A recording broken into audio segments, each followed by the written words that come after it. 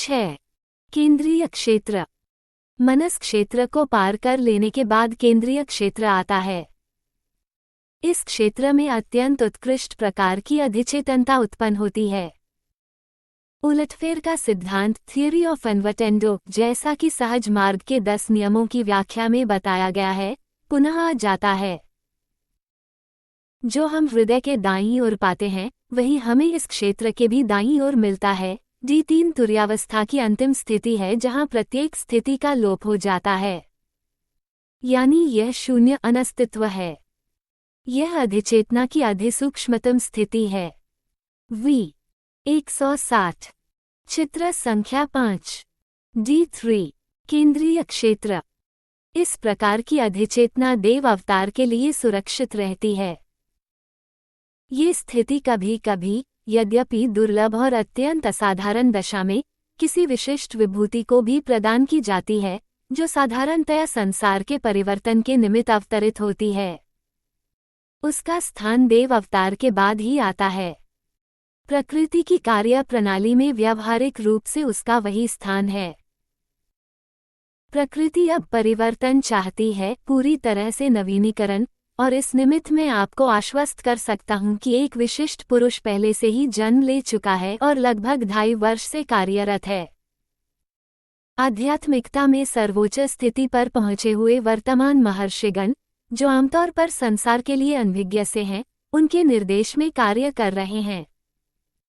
फिर भी और ज्यादा लोग आगे आने वाले कार्य के लिए तैयार किए जा रहे हैं।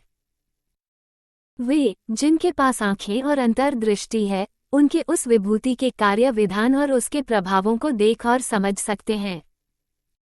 आगे आने वाला कार्य अत्यंत महत्वपूर्ण किस्म का है और इसका अंतिम परिणाम परिवर्तन होगा।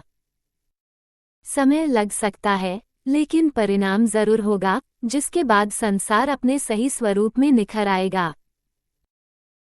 वो समय अत्यंत निकट ही है जब उनका कार्यक्षेत्र तैयार हो जाने पर प्रकृति की विविध शक्तियां उनके आदेशों के अंतर्गत उनके मार्गदर्शन में काम करना प्रारंभ कर देंगी।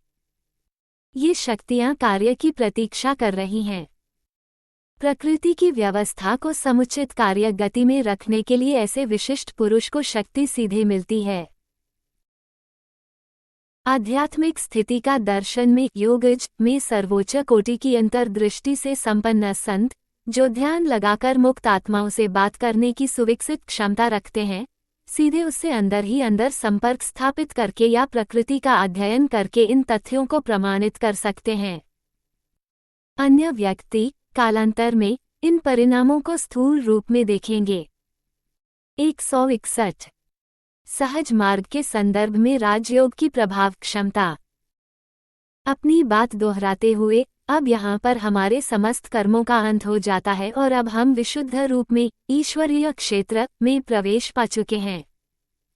हमारा लक्ष्य प्राप्त हो गया है और हम वहां पहुंच चुके हैं।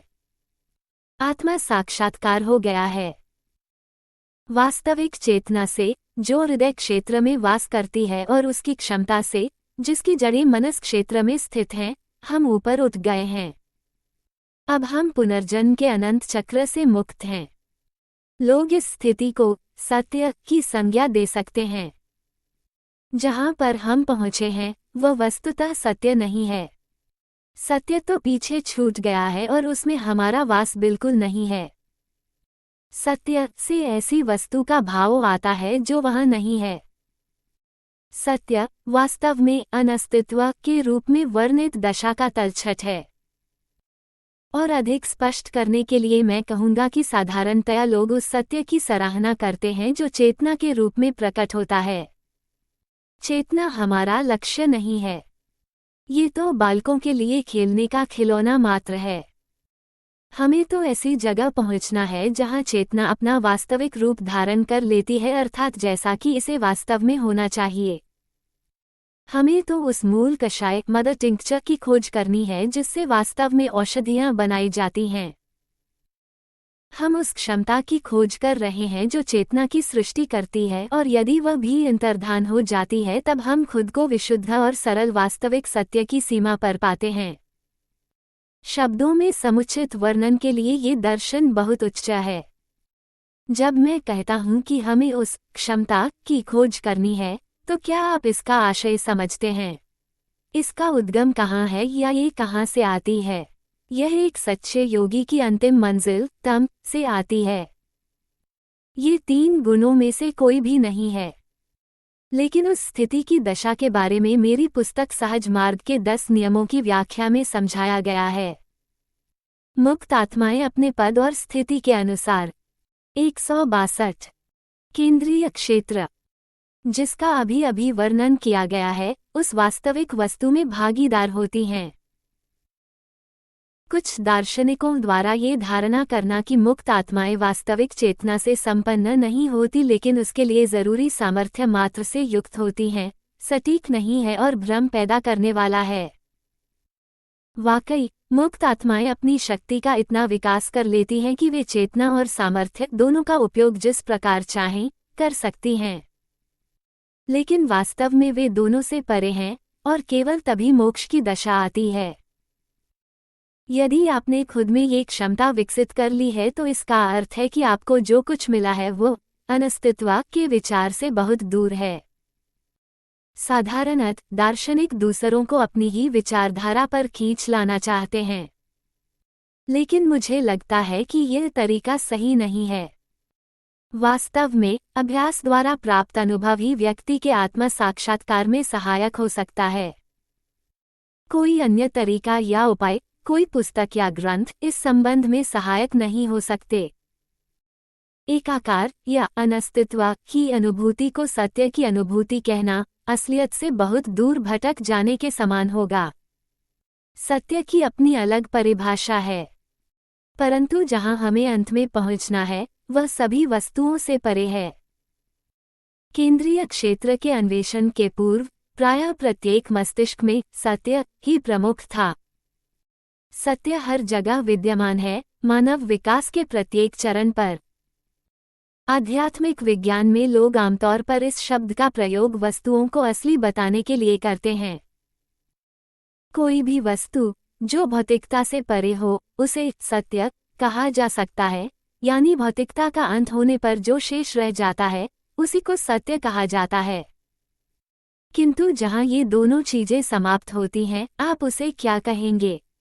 क्या आप उसे सत्य कह सकते हैं? नहीं, क्योंकि जब भौतिकता या स्थूलता समाप्त होती है तो वहां समुचित सक्रियता या उत्तेजना अर्थात चैतन्यता आ जाती है।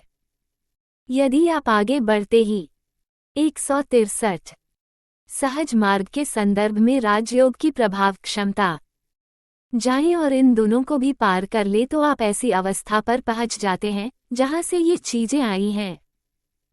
जब तक आप उनको पार नहीं कर लेते हैं, आप सत्य की परिसीमा के भीतर बने रहते हैं। जब आप इसे पार कर लेते हैं तो वह भी चली जाती है और केवल अक्रियता या अनस्तित्व शेष रह जाता है। लोग अहम के पीछे पड़े रहते हैं और उसी के शिकार बन जाते हैं। ये या तो स्थूल शरीर के रूप में या उसकी सूक्ष्मतर स्थिति में या उसके आगे की अवस्था में दिखाई देता है। ईश्वरानुभूति में यह एक रुकावट है।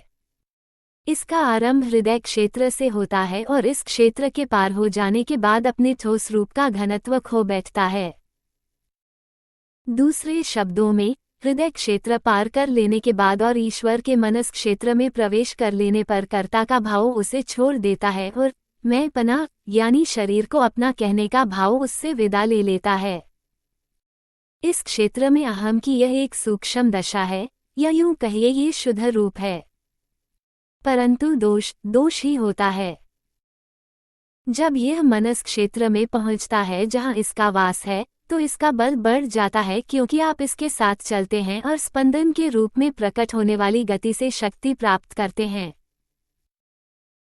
अब यदि आपका लक्ष्य वही है जो इसे सचमुच होना चाहिए और इसे प्राप्त करने का संकल्प भी दृढ़ और पूर्ण होता है, तो आप केंद्रीय क्षेत्र से शक्ति खींचने लगते हैं जो इसे अहम को आगे की पहुंच के लिए नवरूप प्रदान कर देता है। जब आप केंद्रीय क्षेत्र में आगे की ओर बढ़ते हैं तो वो सारूप्यता की शक्ल में प्रकट होता है। शरीर त्यागने तक यह उस क्षेत्र में सक्रिय रहता है। वहां विचार शून्य है। आप एक प्रकार से नितांत नग्न हैं इसलिए हम भी नग्न रूप में प्रकट होता है जो अंत में उन्मुक्त आत्माओं की सारूप्यता धारण कर लेता है। आप इसे लगभग निर्जीव कह सकते हैं। 164 केंद्रीय क्षेत्र। विभिन्न कार्यक्षेत्रों में अहम की स्थितियों के विषय में पाठकगण निर्णय कर सके, इस हेतु यदि मैं इस विषय की कुछ और विवेचना करूं तो असंगत नहीं होगा। अहम का विचार शरीर से प्रारंभ होता है। इस प्रभाव के अंतर्गत जब आप कुछ भी करते हैं तो इस विचार से कि आप शरीर से इसे कर रहे हैं, आप चीजों की स्थूलता अनुभव करते हैं। यह अहम का निम्नतम या सबसे अधकचरा रूप है। इस स्थिति में व्यक्ति की नज़र अपने शरीर पर लगी रहती है। वह देखता और अनुभव करता है कि शरीर ही करता है और इससे परे नहीं जाता। भौतिक शरीर के अलावा उसे किसी अन्य वस्तु का कोई ख्याल ही नहीं होता। संसार भर में जनसाधारण की यही दशा है। जब आप आगे बढ़ जाते हैं तो आप अनुभव करते हैं कि आपके शरीर के अलावा कोई और चीज काम कर रही है। अहम भाव की ये दूसरी अवस्था है। यहाँ व्यक्ति की दृष्टि स्थूल शरीर से हटकर किसी आंतरिक या उससे सूक्ष्म चीज की ओर पहुंच जाती है। अलग अलग लोग अपने विचारों और विश्वासों के अनुसार इसे अलग अलग रूप से अनुभव करते हैं। कुछ लोगों को लगता है कि आत्मा ही सारा कार्य कर रही है और शरीर कर्ता के हाथों में केवल एक मशीन या उपकरण की तरह काम कर रहा है। ये कर्ता ही है जो वाकई काम कर रहा है, उपकरण सिर्फ उसकी सहायता के लिए हैं। उसी प्रकार असली माध्यम जो काम कर रहा है वह आत्मा है और शरीर नहीं। 9 कुछ लोग समझते हैं कि मन, ईश्वर, गुरु अथवा उन्होंने अपने आदर्श के रूप में जो भी पात्र चुन लिया हो, वही वास्तव में कार्य कर रहा है और वही वास्तविक कर्ता है। स्थूल शरीर के कर्म करने का विचार यहाँ गायब हो जाता है। आगे बढ़िए और आप देखेंगे कि आपके द्वारा जो कुछ भी हो रहा है वह, जैसा कि ऊपर संक्षेप में कहा गया है, न तो शरीर के माध्यम से है और न किसी आंतरिक वस्तु के माध्यम से। अब आप 165 सहज मार्ग के संदर्भ में राजयोग की प्रभाव क्षमता। सही मार्ग पर आ जाते हैं और अनुभव करते हैं कि यह कार्य अपने आप हो रहा है, इसमें कर्ता का कोई भाव नहीं है। न तो आपका शरीर करता है, न मन, न कोई अन्य माध्यम कार्य करता हुआ आपको लगता है। आपको लगता है कि कार्य अपने आप हो रहा है, चाहे किसी भी तरह हो रहा हो। ऐसी स्थिति में कैसे, किसके द्वारा या किस शक्ति के माध्यम से, ये प्रश्न आपके मन में उठते ही नहीं। अल्पविराम। आप और भी आगे बढ़ते हैं और तब किसी कर्म के किए जाने का भी बोध आपको नहीं रहता, बल्कि क्रियाकलाप होने के पहले या बाद में आपको कार्य हो जाने का जरा भी ख्याल तक नहीं आता, वो जरूरत के अनुसार अपने आप होता रहता है। यह नीचे दिए गए उदाहरण द्वारा अच्छी तरह समझा जा सकता है। एक मनुष्य सो रहा है, नींद की अवस्था में मच्छर या चींटे उसे काटते हैं या वो कुछ खुजलाहट महसूस करता है, उसका हाथ शरीर के उस भाग पर अपने आप पहुंच जाता है और वह अपनी आवश्यकतानुसार उसे मलता या खुजला देता है, लेकिन वह सोई हुई अवस्था में ही रहता है। अब उस क्रिया के पहले, बीच में या बाद में उसे उस क्रिया के होने का ख्याल नहीं था, और जब वह जागता है तो उसे उस बात का कुछ स्मरण तक नहीं रहता। जब ये दशा यानी जागृत अवस्था में सुप्तावस्था प्राप्त हो जाती है और आप कर्म या उसके कर्ता के विचार से रहित, परिस्थितियों के अनुसार सब काम करते हुए इस दशा में चलते रहते हैं, तब जो कर्म आप करते हैं वे आपके ऊपर कोई छाप नहीं छोड़ते और थोड़ा आगे बढ़ने पर वह सारूप्यता में बदल जाता है। अल्पविराम। अहम भाव की ये विभिन्न अवस्थाएं हैं जो केंद्रीय क्षेत्र में प्रवेश के समय प्रायः समाप्त हो जाती हैं। वो वस्तु जिसे मैंने सारूप्यता या मुक्त आत्माओं की सारूप्यता कहा है, फिर भी बाकी रहती है। उसका अंत महाप्रलय में होता है जब प्रत्येक वस्तु समाप्त हो जाती है। निस्संदेह तथाकथित शून्य तब भी बना रह जाता है। इसका 166 केंद्रीय क्षेत्र। आशय है कि सभी उन्मुक्त तथा अन्य लोगों की आत्माओं की और अस्तित्व में आई प्रत्येक वस्तु की सारूप्यताएं मिलकर एक में मिल जाती हैं और अपनी व्यक्तिगत सारूप्यताएं खो देती हैं, और यह स्वयं में सारूप्यता बन जाती है, जो समय आने पर एक नई सृष्टि की रचना करती है। अल्पविराम। जो वहां पहुंच जाता है, वह प्राप्त निर्देशों के अनुसार सृष्टि को नियंत्रित करता है।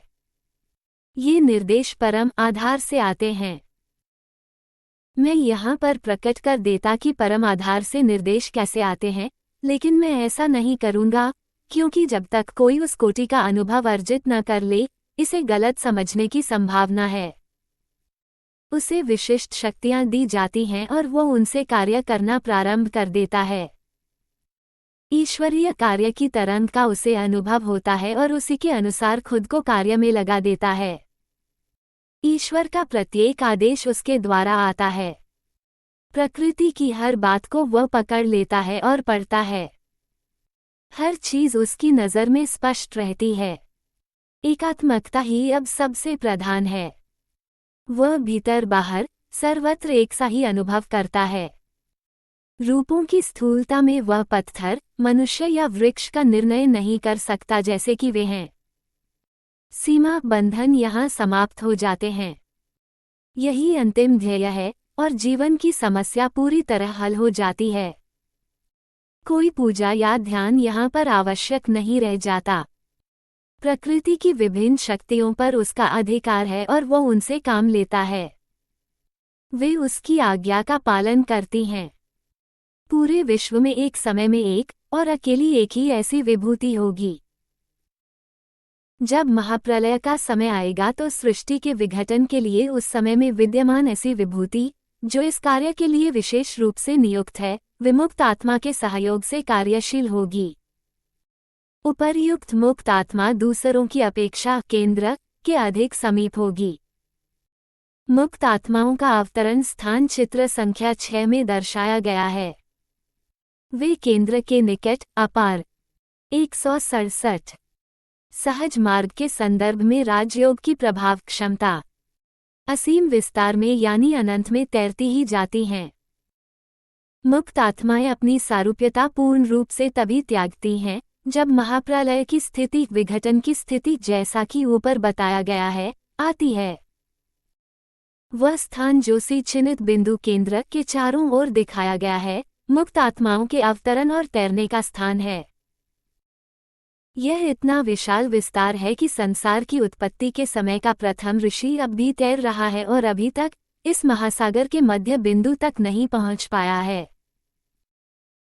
जिन्हें प्रथम कोटि की दिव्य दृष्टि प्राप्त है, या दूसरे शब्दों में केंद्रीय क्षेत्र में प्रवेश करने के बाद जो उनमें होनी चाहिए, ऐसे लोग ही मेरे बताई गई सत्यता प्रमाणित कर सकते हैं। चित्र संख्या 6। इस क्षेत्र में जिस अवस्था का वर्णन मैंने अनस्तित्व कहकर किया है, किसी शक्तिरहित वस्तु का भाव व्यक्त करता है। केंद्र स्वत अपने में कोई कर्म नहीं रखता, हालांकि उसके नजदीक चारों ओर निस्संदेह अदृश्य गतियां हैं। ये कुछ गतिहीन और मूक वस्तु का विचार देता है। यदि मैं इसका और अधिक खुलासा करूंगा तो लोग 168 केंद्रीय क्षेत्र योजक चिन्ह भ्रम में पड़ जाएंगे। अपने में यह अनंत है और यदि कोई आगे पग बढ़ाता है तो वह विस्मय और कौतूहल के समुद्र में डूब जाएगा। इसका संबंध पूर्णतया उच्च कोटि के अनुभव से है। अभिव्यक्ति और कल्पना सर्वथा असफल हो जाती है। मुझे अपार हर्ष होगा यदि कोई उच्चतर उपलब्धियों के बाद मुझे इस विनम्र सेवा का अवसर प्रदान करता है। अब आमतौर पर ईश्वर को सर्वशक्ति संपन्न कहा जाता है। हम उसे सर्वशक्तिमान कहते हैं क्योंकि हमारे भीतर कोई शक्ति है जिसे हम महत् शक्ति का अंश समझते हैं। जो शक्ति हम अपने में देखते हैं वो उस बड़ी क्रिया का परिणाम है जो शक्ति में विकसित हो जाती है। यदि आप बिजली के डायनमो का उदाहरण लें तो आप इसे भली विधि समझ सकते हैं। यह एक यंत्र है जो विशेष ढंग से चुंबकों से बना होता है। अब इस डायनमो की अपनी कोई शक्ति नहीं है। किंतु जब ये घूमता है तो यह एक प्रकार का विद्युत क्षेत्र तैयार कर देता है और उस क्षेत्र से विद्युत बाहर की तरफ जाने लगती है। इस क्षेत्र में विशेष स्थानों पर जो टर्मिनल निकासी के सिरे लगे हैं वे शक्ति को ग्रहण करते हैं और इन सिरों से विद्युत धारा प्रवाहित होने लगती है। यद्यपि डायनमो के चुंबक इन सिरों से संबंधित नहीं हैं और न वे उन्हें स्पर्श करते हैं। इसी भांति केंद्र के आसपास की अदृश्य गतियां एक प्रकार के शक्ति क्षेत्र का निर्माण कर देती हैं जिनको आप केंद्रीय क्षेत्र कह सकते हैं। लेकिन यहाँ उसमें कोई क्रिया नहीं है और यह बिल्कुल शांत है। ये केंद्रीय क्षेत्र से केवल समुचित सिरों टर्मिनल के माध्यम से प्रकृति की नाना प्रकार की शक्तियों के रूप में तेजी से बाहर निकलने लगता है। क्या अनस्तित्व या शून्य की धारणा आपकी समझ में आ गई है? यह महानतम दर्शन है जो मैं प्रकट कर रहा हूँ। प्रारंभ में लोग समझ पाएं या नहीं, किंतु कालांतर में वे इसे समझने लगेंगे। ईश्वर के तरीके रहस्यमय होते हैं जैसा लोग कहते हैं, क्योंकि पर्दे के 169 सहज मार्ग के संदर्भ में राजयोग की प्रभाव क्षमता पीछे का रहस्य उनसे छिपा है। ईश्वर का अनावृत रूप केवल उन्हीं को दिखाई देता है जो सचमुच लहरों में तैरते जाते हैं और केंद्र के पास तक पहुंच जाते हैं। मैं विश्वास दिलाता हूं कि यह सब मेरा प्रकृति का अध्ययन है या वास्तविक अर्थ में मेरा अनुभव है। ये सब राजयोग के पूर्ण अभ्यास और मेरे सद्गुरु के आशीर्वाद के कारण है जिसकी वर्षा मुझ पर, मेरे शरीर के रोम रोम पर होती रहती है।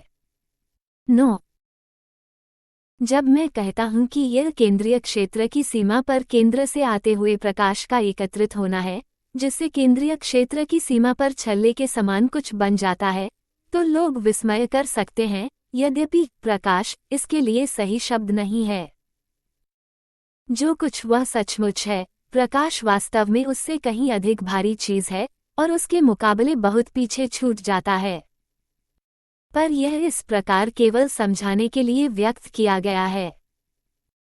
जो कुछ हम केंद्रीय क्षेत्र में पाते हैं वो विशुद्ध और नग्न रूप में वास्तविक वस्तु है। उसमें कोई भी सम्मिश्रण नहीं है। अब इस क्षेत्र में प्रवेश करने हेतु हमें उसको पार करना होता है जिसे ऊपर छल्ला कहकर व्यक्त किया गया है, और यह केवल किसी व्यक्ति के सद्गुरु की ही शक्ति होती है जो उसका पथ उस क्षेत्र में अर्थात केंद्रीय क्षेत्र में प्रशस्त कर देता है, जहां वह शक्तिमान वस्तु जिसे समझने मात्र के लिए मैंने प्रकाश कहा है, समाप्त हो जाती है। ये सिरे पर एक शक्ति निर्मित कर देता है जिसे हमें पार करना होता है, और यह केवल तभी संभव होता है जब सद्गुरु द्वारा, जो इस कार्य के निमित्त एकमात्र समर्थ शक्ति है, मनस क्षेत्र से धक्का दे दिया जाता है। चित्र संख्या 6 में सी अंकित बिंदु ही केंद्र है। कहने के लिए चाहे आप उसे ईश्वर कहें या कोई अन्य संज्ञा दें, यही मुख्य बिंदु है। ये पूरी तरह से निश्चल है और वहां पर न कोई ऊर्जा है, न कोई शक्ति और न ही ऐसी कोई अन्य वस्तु। ठीक उससे लगी हुई अव्यक्त गति है, वह ऐसी शक्ति पैदा करती है जो वहां से बाहर निकलती है। 170 केंद्रीय क्षेत्र। केंद्र केवल अव्यक्त गति को बनाए रखता है। वर्णहीनता की परछाई के रूप में इस जगह के रंग को व्यक्त किया जा सकता है। केंद्रीय क्षेत्र में ये छाया के रूप में कुछ फेंकता रहता है, जिसे ऊपर प्रकाश कहकर व्यक्त किया है। इसी कारण इस क्षेत्र का रूप छाया के समान है और यही मुक्त आत्माओं के लिए तैरने की जगह है। शरीर रहते हुए भी हम वहां पहुंच सकते हैं और अपने जीवनकाल में ही मुक्त आत्माओं की भांति तैरना आरंभ कर सकते हैं। मेरे सद्गुरु फतेहगढ़ छोटाऊ प्र के समर्थ गुरु महात्मा श्री रामचंद्र जी के विलक्षण आविष्कारों में से यह एक है, जिन्होंने इसे सुगम और व्यावहारिक बना दिया है। अंतर्दृष्टि को जहां तक दिखाई देता है, आध्यात्मिक उपलब्धियों के इतिहास में ऐसा कोई अन्य उदाहरण देखने को नहीं मिलता। यदि हम यह अवस्था विकसित कर ले तो अपना शरीर त्यागने के पूर्व ही हम खुद को वहां स्थापित कर सकते हैं और शरीर त्यागने के बाद भी तैरना जारी रहता है। ऐसा कहें कि अब हम नितांत अनस्तित्व में तैर रहे हैं। अव्यक्त गतियों ने शक्ति उत्पन्न की जो तेजी से बाहर निकली और उसने कुछ रचना की, जिसको समझने के लिए कहा जा सकता है कि वे अंड समूह में अंडे देती मछली के समान हैं। अदृश्य गतियों द्वारा रचित ये अंडे के समान वस्तु, शक्ति और ऊर्जा से परिपूर्ण सकेंद्रित सार है। अब केंद्र, अव्यक्त गति और तथाकथित अंड समान वस्तुएं, ये तीनों एक दूसरे के इतने पास हैं कि उनका अलग अलग भेद कर पाना अत्यंत कठिन है और सभी एक ही लगती हैं या एक ही में समन्वित प्रतीत होती हैं। इस जगह का रंग धूसर कहकर व्यक्त किया जा सकता है जैसे उषा का, या और उचित ढंग से उसे उस रंग का धूमिल प्रतिबिंब मात्र या उस रंग का भाव अथवा सार कहा जा सकता है, जिसका उषा स्थूल रूप है। योजक चिन्ह। अब अपनी बात पर फिर आते हैं। एक कोशा अर्थात उपर्युक्त अंडे समान वस्तु एक जगत का स्वामी है जो विश्व के उस भाग को 171 सहज मार्ग के संदर्भ में राजयोग की प्रभाव क्षमता जीवन देता है और उसका नियंत्रण भी करता है। विश्व में उतने ही जगत हैं जितनी कि केंद्र के चारों ओर कोशाओं अंडे के समान वस्तुएं की संख्या है। योगी यदि संचित ऊर्जा का विखंडन करके इन कोशाओं में समाई हुई शक्ति का उपयोग करे तो लोग अणु बम को भूल जाएंगे। अर्जुन इस ऊर्जा को खंड खंड करने की क्षमता रखते थे और किसी भी समय पर विध्वंस हेतु इसका उपयोग भी कर सकते थे। उस समय युद्ध के प्रचलित नियमों के अनुसार कोई भी ऐसे अस्त्र का उपयोग नहीं कर सकता था जिसको चलाने पर रोका नहीं जा सकता था, इसलिए अर्जुन ने इसका उपयोग नहीं किया। ये बात भीष्म पितामह ने दुर्योधन को उस समय उजागर की थी जब दुर्योधन ने उनसे कुरुक्षेत्र के मैदान में होने वाले युद्ध के संबंध में परामर्श किया था। अतः आधुनिक समय में अणु शक्ति उत्पन्न करने के लिए अणु का विखंडन करना नितांत नई बात नहीं है जो अभी तक संसार के लिए बिल्कुल अज्ञात रही हो। दूसरा दृष्टांत इससे भी अधिक प्राचीन है जो मुझे उजागर किया गया है। रामायण काल में हनुमान ने अपनी इच्छाशक्ति द्वारा निश्चित शक्तियों का उपयोग यानी श्रीलंका के आसपास समुद्र जल में पाई जाने वाली गैस ऊर्जा का उपयोग रावण के दुर्ग और नगर का दहन करने के लिए किया था। वह अब भी वहां है या नहीं, आधुनिक विज्ञान उसका अनुसंधान करे। ये सब जो वे अपनी इच्छाशक्ति से कर सकते थे, उसके लिए पाश्चात्य लोगों को यंत्रों की आवश्यकता पड़ती है। लोग आपत्ति कर सकते हैं कि केंद्र के आसपास की शक्ति, जो अब अन्य समान वस्तुओं में प्रकट हो रही है, दर्शाती है कि ये वस्तुएं केंद्र के अंग और अवयव हैं और इस प्रकार केंद्र अपने आप एक नीड बन गया है। परंतु उन्हें याद रखना चाहिए कि इनका इस प्रकार का वर्णन केवल अभिव्यक्ति और समझने के लिए ठोस रूप में एक दृष्टांत द्वारा किया गया है। निस्संदेह केंद्र के चारों ओर कुछ अंड 172 केंद्रीय क्षेत्र समान चीजें हैं जिन्हें आप एक पूर्णतया निश्चित क्रम में कार्य कर रही शक्ति या ऊर्जा की संज्ञा दे सकते हैं। उपर्युक्त ढंग से ही इसको व्यक्त किया जा सकता था। यदि आप चुंबकीय ध्रुव के क्षेत्र का उदाहरण लें तो आप इसे और अधिक अच्छी तरह समझ सकते हैं। क्षेत्र और उसकी शक्ति या उसकी क्रिया प्रणाली की दिशाएं और बिंदुओं का पता लगाने के लिए आप एक कागज या कांच की एक प्लेट रखकर उस पर कुछ लोहे का बुरादा उंडेल दें। प्लेट के नीचे चुंबक रख दें, उसे थपथपा दें और बुरादे के कण अपने आप एक विशेष क्रम से व्यवस्थित हो जाएंगे।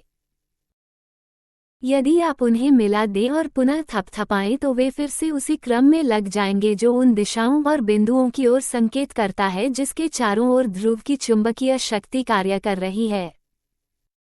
किंतु बुरादे के कणों द्वारा प्रदर्शित दिशाएं और बिंदु वास्तविक क्षेत्र या शक्ति नहीं हैं। उनका उपयोग केवल क्षेत्र और शक्ति की स्थिति को निश्चित करने या समझने के लिए किया गया है।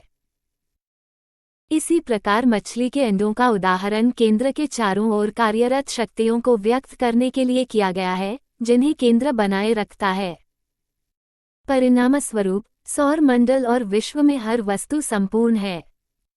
पर चूंकि यह एक अलग विषय है, मैं इसकी व्याख्या यहाँ पर नहीं करने जा रहा हूँ। यदि समय मिला तो मैं इसकी चर्चा अन्यत्र करूँगा। वहाँ एक कोशा या अन्य समान वस्तु है जो बाकी चीजों की अपेक्षा अधिक बड़ी और दीप्त है। आप उसे महाकोशा की संज्ञा दे सकते हैं।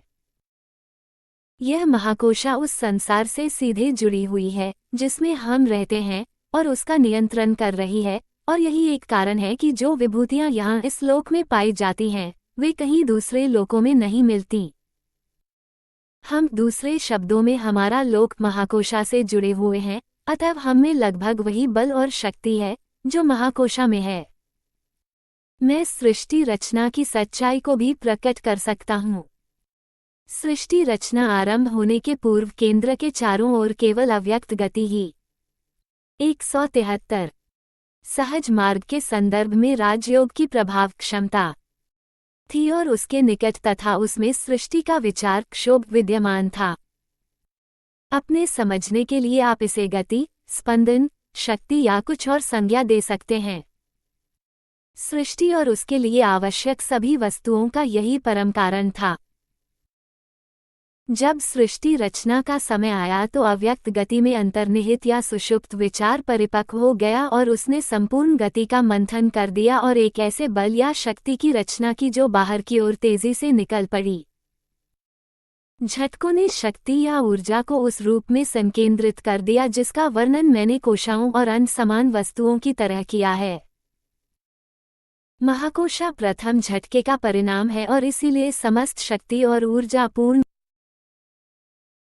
का अच्छी तरह समझा जा सकता है, जिसमें मुख्य प्रवाह सीधे पूर्ण वेग से निकलता है और अन्य चिनगारियों में वह बल या शक्ति नहीं रहती, मगर सब एक साथ मिलकर अग्नि की चिनगारियों का वृक्ष या फव्वारा बनाते हैं।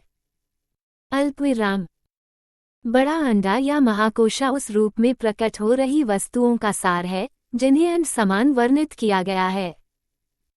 ठीक जैसे केंद्र के तल की वस्तु जीवन का सार या आधार है, उसी प्रकार सभी छोटे अंडे एक बड़े अंडे के रूप में लिपटे हुए हैं जिसका संपर्क उससे है जिसे महाकोशा की संज्ञा दी गई है। यह महासागर की एक महाबूंद के समान है जिसके झाग यत्र तत्र तैर रहे हैं। दूसरे शब्दों में इस महाबूंद से जुड़े हुए लोगों के लिए यह बिजली घर है। उस महाकोशा में आपको वही तरंग मिलेगी और साथ ही अन्य कोशाओं में उसकी शक्ति प्रयुक्त होगी। ये प्रथम गति द्वारा मथित मक्खन के समान है। महानतम विभूति को आप इस लोक में सर्वदा अस्तित्व में देखेंगे। 174 केंद्रीय क्षेत्र योजक चिन्ह। इस लोक में जन्मे महर्षियों ने अक्सर मूलाधार से मिले निर्देशों के अधीन अन्य लोकों को भी नियंत्रित किया है, जिन निर्देशों को वे स्पंदनों के रूप में केंद्रीय क्षेत्र में प्राप्त करते हैं। अगर आपको सच बताऊं तो जो विभूति परिवर्तन के लिए अवतरित हुई है वो पूरे विश्व में एकमात्र व्यक्ति है। वह जब भी चाहे सूर्य तथा चंद्र में सूक्ष्म रूप में प्रकट हो सकता है। वह हमारे लोक से भिन्न अन्य लोकों का कार्य भी ग्रहण कर लेता है। यदि आप अपनी दृष्टि विकसित कर ले तो ऐसी विभूति को समूचे ईश्वरीय साम्राज्य में अपने को फैलाए हुए पाएंगे, यद्यपि उसका स्थूल शरीर केवल एक ही स्थान पर होगा। लोग इसे भ्रम मात्र या एक काल्पनिक नाटक कह सकते हैं, परंतु हमारा उनसे गहरा मतभेद है। वास्तविक अर्थों में वह प्रकृति की भूमिका को ही निभा रहा है। सामान्यतया यह विश्वास किया जाता है कि ईश्वर ने मनुष्य को अपने ही रूप में बनाया है। संसार के सभी धर्म, दर्शन और विज्ञान इस बात पर एकमत हैं। इसका यह मतलब नहीं है कि ईश्वर का स्थूल रूप मनुष्य जैसा है, जिसके हाथ, पैर और अन्य अंगों सहित हाड़, मांस, चर्म आदि से बना मानव शरीर है। असल में इसका अर्थ है कि मनुष्य के पास वे सभी शक्तियां, बल और ऊर्जा है, या वो उनसे रचित है, जो उसी क्रम में प्रकृति में विद्यमान हैं।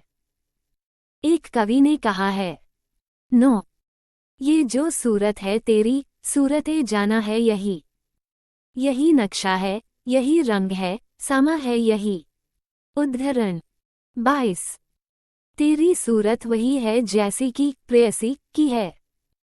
इसका रूप, रंग और प्रत्येक वस्तु ठीक उसी के समान है। 175 सहज मार्ग के संदर्भ में राजयोग की प्रभाव क्षमता। अब मैं आपको मानव शरीर में इन चीजों का स्थान बता सकता हूँ। जैसा मैंने समझाया है, केंद्र का स्थान मानव कपाल के पिछले भाग में है, जिसे अनुकपाल उत्सेद कहा जाता है, जैसा कि चित्र संख्या 5 में दिखाया गया है।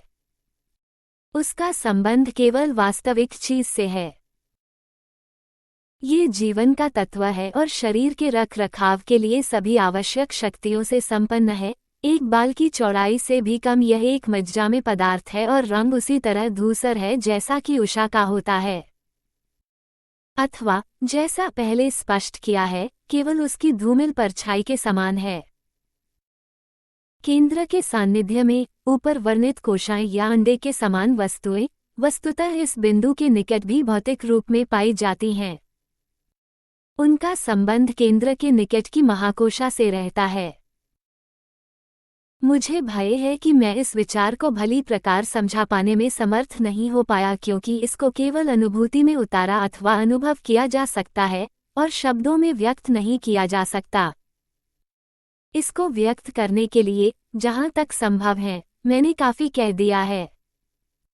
अनुभव या प्रकृति के अध्ययन के सहारे ये सब मेरी खोज है। यह मेरे सद्गुरु द्वारा मुझे तैयार करने के कारण हुआ, जिन्होंने अपनी अनुकंपा से मुझे यह अंतर्दर्शन वरदान में दिया है। अब चूंकि हमने मूल विषय को लगभग समाप्त कर लिया है, हम मानव शरीर के एक अन्य बिंदु को लेते हैं, जो कि केंद्रीय क्षेत्र के नीचे है। ये केंद्र का अपरिष्कृत रूप है, प्रतिक्रियात्मक वस्तु। मैं इसको संहारक नेत्र का नाम दूंगा। यदि इसे खोल दिया जाए तो इसके प्रभाव से तबाही हो सकती है और जगत का क्षय या पूर्ण विनाश तक हो सकता है। मैं इसके सही स्थान का पता प्रकट नहीं करूंगा, क्योंकि इसका मूल विषय से कोई संबंध नहीं है और न ही इसे प्रकट करने की मुझे अनुमति है। इस संबंध में मैंने पूर्ण रूपेण, यद्यपि संक्षेप में, प्रत्येक संभव वस्तु की व्याख्या कर दी है। 176 केंद्रीय क्षेत्र। इस श्रृंखला को पूरा करने के निमित्त इस बात की भी विवेचना करूंगा। कुछ और महाभारत के समय रण क्षेत्र में जितना विनाश आवश्यक था, उसके लिए भगवान श्रीकृष्ण ने इसी संहारक नेत्र को 18 दिनों तक खोले रखा। ये नेत्र एक बार फिर खुलेगा। भगवान कृष्ण परिवर्तन के लिए आए थे। उस समय विद्यमान तत्वों के कारण उन्होंने वातावरण को विषैला होते हुए देखा। आखिरकार उन्होंने महाभारत की योजना का विचार बनाया। इस घटना के सचमुच घटित होने के 24 वर्ष पूर्व से ही उन्होंने अपनी संकल्प शक्ति द्वारा उन तत्वों को नष्ट करना शुरू कर दिया था। जब महाभारत का समय आया और योद्धा रण क्षेत्र में आ डटे, तभी उन्होंने उसी स्थान पर अपना संहारक नेत्र खोला। ये चिन्ह अब फिर से क्षितिज पर दिखाई देने लगे हैं। हाँ, उतने स्थूल नहीं जितने कि वे तब थे। अंधकार प्रबल हो रहा है, विषैले तत्व ब्रह्मांड में प्रविष्ट हो चुके हैं। संसार परिवर्तन चाह रहा है, जिसके लिए कार्य स्वतः प्रकृति द्वारा किसी को सौंप दिया गया है। राजयोग की प्रभाव क्षमता को मैंने प्रकट कर दिया है। यही एकमात्र वस्तु है जो भाग्य का ताना बाना बुन सकती है। यह अपने में पूर्ण है। अभ्यास और अनुभव ही इसे प्रकट कर सकते हैं। मैं नहीं कहता कि आप आंखें मूंदकर मेरा विश्वास करें, परंतु मैं आपसे इतना निवेदन करूंगा कि आप दृढ़ संकल्प के साथ अभ्यास करें और इस बात का ध्यान रखें कि आपको बातों का ज्ञान हो रहा है। राजयोग का अभ्यास करने के लिए अन्य विधियां भी हैं, लेकिन मैं आपको विश्वास दिलाता हूं कि जो पद्धति इस पुस्तक में दी गई है, वह बहुत लाभदायक है। पाठकों को मेरा परामर्श है कि वे इस विज्ञान के पारंगत की खोज करें। ऐसे व्यक्ति को ढूंढ पाना महाकठिन है, परंतु इस संसार में वे हैं अवश्य। 177 सहज मार्ग के संदर्भ में राजयोग की प्रभाव क्षमता। जो स्व उनका पता लगाने का मैं एक सरल उपाय आपको बताता। यदि आप ऐसे व्यक्ति के निकट बैठेंगे तो शांति का भाव की प्रकृति है व्याप्त रहेगा और उतने समय तक आप चिंतामुक्त रहेंगे। इससे फर्क नहीं पड़ता कि वह सन्यासी है या गृहस्थ। जितने समय तक आप उसके साथ रहेंगे, उतने समय तक आप यथार्थ वस्तु के संपर्क में बने रहेंगे। इसका प्रभाव स्वतः होता है, भले ही वह इसके लिए कोई प्रयास न भी करे। अतः यदि आप सचमुच ऐसे व्यक्ति की खोज करना चाहते हैं, तो आपको बस इतना ही करना है कि आप केवल अपने ही हृदय की ओर देखें और अपने मन की दशा का अवलोकन करें। जब तक आप उसके साथ रहते हैं, तब तक यह अपेक्षाकृत शांत और निर्विघ्न हो जाता है और नाना प्रकार के विचार आपसे दूर रहते हैं जो आपके मन में उठते रहे हैं और निरंतर आपको परेशान करते रहे हैं। लेकिन एक बात स्पष्ट रूप से ध्यान देने की है कि मन पर किसी प्रकार का दबाव न डाला जाए और उसमें कोई भारीपन न रहे, क्योंकि यह प्रभाव विचारों को दूर रखना और मन की क्रियाशीलता को निश्चल बना देना उन व्यक्तियों द्वारा भी उत्पन्न किया जा सकता है जो निम्न स्तरीय विज्ञानों में निपुण हैं, जैसे वशीकरण, सम्मोहन आदि। लेकिन भेद दोनों में यह है, बाद वाले में मन और शरीर में भारीपन, अशांति और मंदता का अनुभव होगा, जबकि पहले वाले में व्यक्ति हल्केपन का अनुभव करेगा और साथ ही शांत भाव चारों ओर व्याप्त रहेगा। ये संभव है कि आप पहली बार में इसका निर्णय न कर पाएं, किंतु निश्चय ही उस व्यक्ति के साथ सतत सत्संग से आपको इसके स्पष्ट संकेत और सूचनाएं मिल जाएंगी। 9. आजकल इस विज्ञान में शोध कार्य की साधारणतः उपेक्षा कर दी जाती है। अब भी बहुत सी बातों को जानना और हल करना बाकी है, किंतु आप तभी मोती प्राप्त कर सकेंगे जब आप इस महासागर में गहरा गोता लगाएंगे।